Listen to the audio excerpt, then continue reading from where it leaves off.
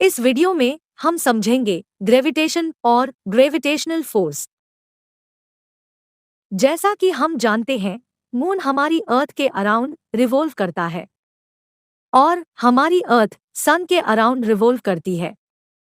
साथ ही सभी प्लैनेट्स सन के अराउंड रिवॉल्व करते हैं। क्या आपने कभी सोचा है कि ये सब कैसे होता है? आसान शब्दों में कहें तो ये सब ग्रेविटेशनल फोर्स के कारण होता है, जिसे लॉ ऑफ ग्रेविटेशन भी कहते हैं। आइए इसे डिटेल में समझते हैं। Law of gravitation.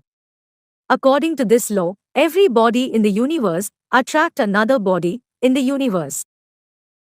इस लॉ के अकॉर्डिंग यूनिवर्स में हर एक बॉडी किसी दूसरी बॉडी को अट्रैक्ट करती है।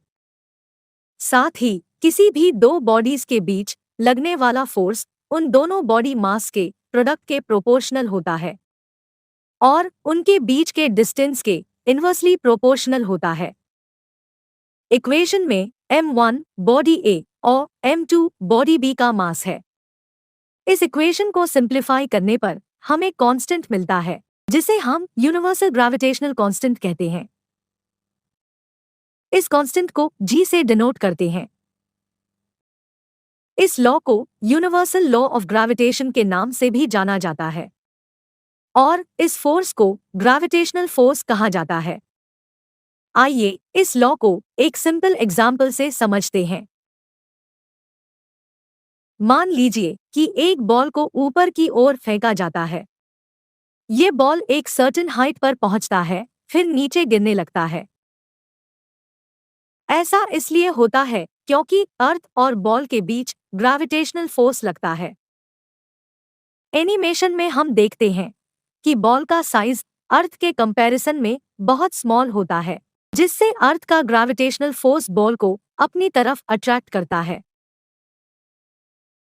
सिमिलरली मून और अर्थ के बीच ग्रेविटेशनल फोर्स लगता है, लेकिन इस केस में मून अर्थ पर फॉल नहीं करता। ऐसा इसलिए होता है क्योंकि अर्थ का ग्रेविटेशनल फील्ड मून जैसे लार्ज साइज ऑब्जेक्ट पर इतना इफेक्टिव नहीं होता कि अपनी ओर अट्रैक्ट कर पाए। लेकिन मून अर्थ के अराउंड रिवॉल्व करता है। आइए जानते हैं कैसे।